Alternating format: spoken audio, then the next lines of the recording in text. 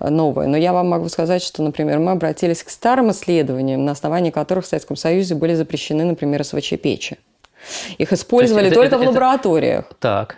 Ну, просто я про это слышал, и говорят, что это фейк. Говорили, что это фейк. Ну, у нас как бы сейчас принято подвергать сомнению все, что находится в сфере коммерции. Да? Кто вам позволит вообще подорвать продажи микроволновых печей, которые настолько популярны для разогрева пищи. И тут вопрос не самого облучения человека от печи, да, а именно вот воздействие на, например, на белок. Да? Если мы разогреваем там мясной продукт, и какое-то время происходит определенная денатурация белка.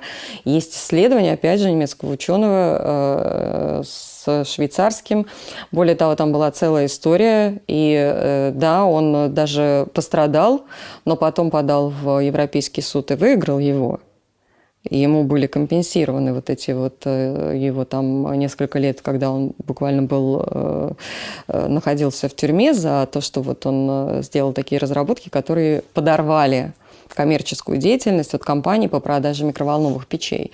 Но он провел тогда исследования, которые доказали, что при, например, разогреве в СВЧ-печах микроволновых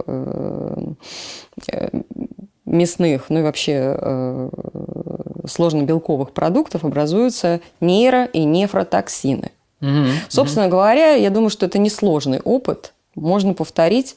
У нас достаточно лабораторий, и я думаю, что настоящие ученые, люди, которые хотят разобраться в этом самостоятельно, даже, может быть, какие-то там студенты могли бы провести такие опыты. Но только вопрос независимо. один возникает. Почему никто до сих пор ничего не повторил и не занялся там ни изучением сотовой связи, ни изучением микроволновых печей, ни изучением вообще спектра всех воздействий? Я условно там когда-то раньше спрашивал, там вот те рамки в метро, а их кто замерял когда-нибудь вообще? Там, да, есть ли у них какая-то сертификация? Ну, это примерно так же, как КТ, да, который сейчас используется для сплошь и рядом для диагностики Я тут не в курсе. легких, да.